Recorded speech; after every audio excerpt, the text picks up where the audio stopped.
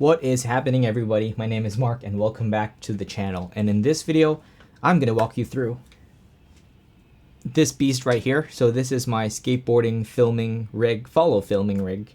And yeah, I'm just going to walk you through it. But before that, let me give you a bit of a backstory. I've been skateboarding for a very long time now, since I think 2008 or maybe even 2007. So yeah, I've been skateboarding for a long time, and I've been filming skateboarding for a long time as well. My first actual camera that I used was a Nikon Coolpix point and shoot camera. It could only, I think, do 540p or 720p at that time. So yeah, skateboarding or filming skateboarding has really evolved for me.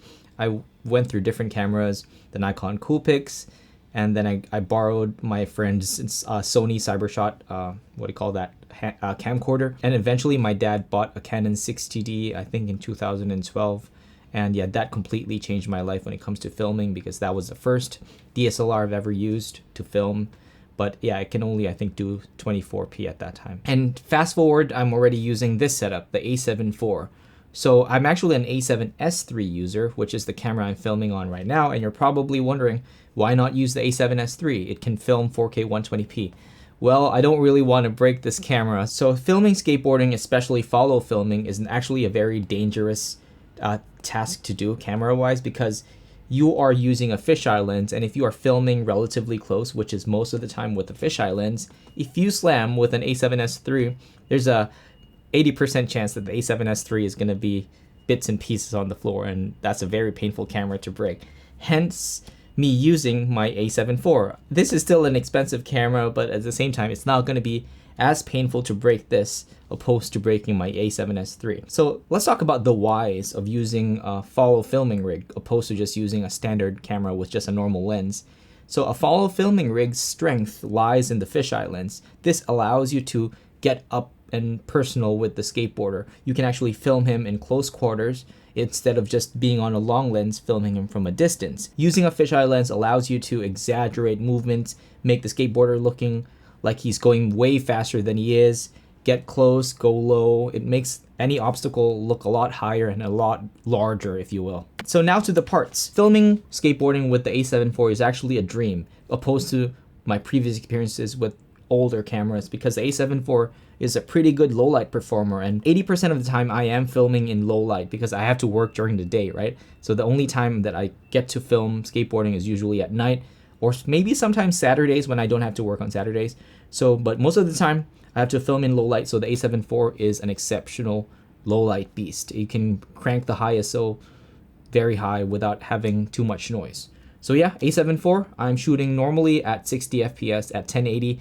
I don't normally want to shoot at 60 FPS 4K with this one because there is a big crop.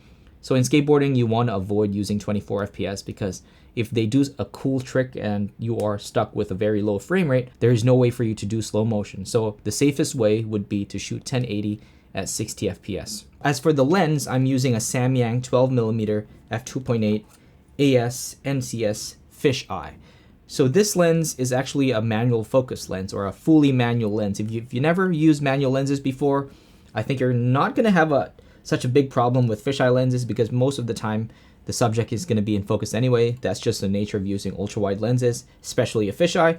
So normally I just set the distance meter on 1 meter away, because normally I'm going to film in that distance, and I just leave the aperture depending on what I need it for. So if I'm shooting in low light, of course I'm going to be shooting in 2.8, but most of the time if it's broad daylight, I try to stop down so I can actually get more things in focus and not worry about the skater falling out of focus in crucial times. So I really like this lens because it goes down all the way to 2.8. So again, I shoot a lot of low light stuff, so 2.8 is really a game changer for me. So you're probably wondering, why am I not buying those expensive Canon 8-15 lenses, the f4 version? I really don't like the vignette. A lot of people would like the vignette on skateboarding videos because that's just how the OG ways were when it comes to filming skateboarding. Like, you get that big distortion and the big black vignette around the image. But for me, I didn't really get to experience that because at that time it was very expensive, and it's still expensive to this day. So the 12mm Samyang 12mm f2.8 fisheye is the closest thing that I can get to a 180 degree field of view without causing that black circle to appear. Maybe one day if I do save up enough, maybe I'll buy that Canon 8 to 15 fisheye. So for now, this 12mm fisheye lens from Samyang is more than enough to do follow filming. As for the microphone, I'm using the good old Rode Video Micro 1. I always advise people to put the dead cat on, especially when you're filming skateboarding, because you are following the skateboarder, right? So even though there's no wind, since you are pushing with a skateboarder on a skateboard and you're on a skateboard as well, you're going at a relatively slow to medium speed, right? So when that way you're really pushing forward and there's a lot of wind going to be blowing into the microphone. So you want your dead cat on, because I had an experience before that it looked like there was no wind at all, but actually there was, because I was pushing with the skateboarder. And when I came down to edit the video, the wind was just so strong, and then I had to put in some music to cover that audio up. So yeah, put on your dead cat whenever you're filming skateboarding. It will save you tons. And one more thing to mind is that it will actually not hit the microphone, because some people are worried that since you're using a fisheye lens, which is super wide, that the microphone dead cat might be seen. So I've actually rigged this up strategically wherein the microphone won't be in the shot. So with that being said, I'm using what we call a scorpion grip. In my time, we call this a scorpion grip. So a lot of people would call this maybe a C grip for action sports, but I would call this a scorpion grip because during my time around 2012, 13, 14, this was pretty new. Not new, but China came out with their own version and it was a lot cheaper than the original one. I'm using one from Owanzia right now. You don't have to get the exact same one. This was just what was available to me when I went out to buy one. So having a scorpion grip allows you to mount the microphone over here instead of not having the ability to mount the microphone at all. Because of the way this scorpion grip is made, it is blocking the hot shoe mount. So you can't mount a microphone over there unless you offset it with maybe a cage or something, but that just weighs down the camera even more. So the scorpion grip is wonderful because there are 3 cold shoe mounts over here. So I put it on the left side, so it's closer to the microphone port, and it does not obstruct my fingers when I go down to grip the scorpion grip. So again, talking about the scorpion grip, this allows you to grip the whole camera system and allows you to go low. So the trick is to using fisheye lenses is to actually grip the camera like this, point it up to the skateboarder and go low as you can without banging the whole system on the floor. So yeah, that will allow you to exaggerate the skateboarder's movements, make it look way faster than it is, and make whatever obstacle he is hitting way bigger than it is.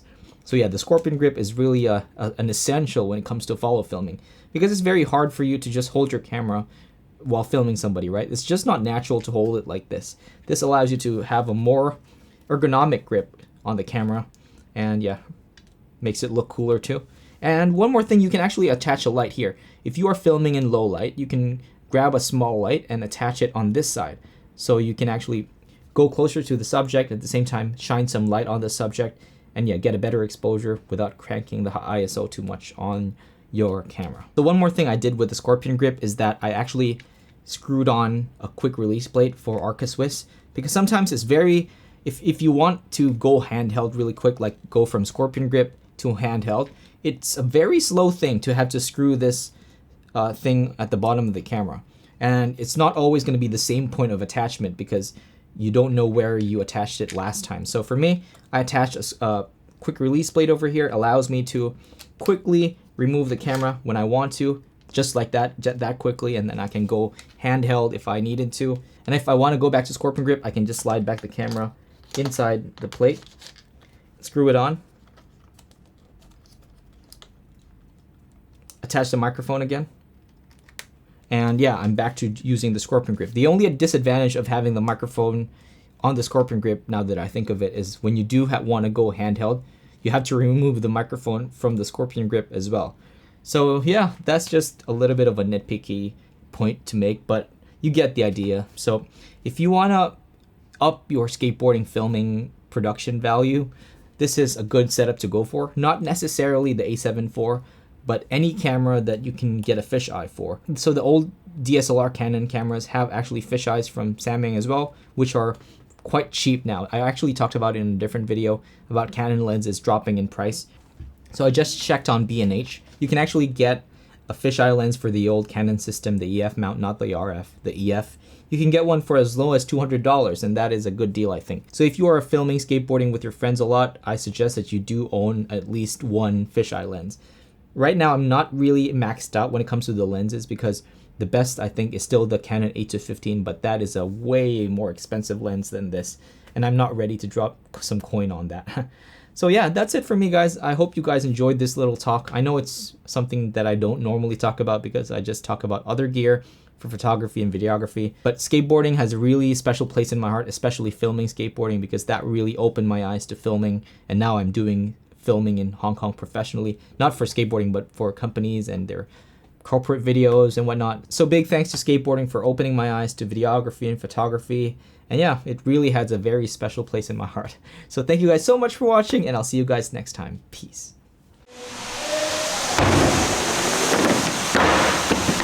Whoa!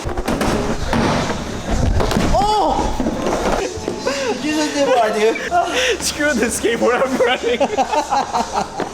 Listen, what happened, man? Oh, man.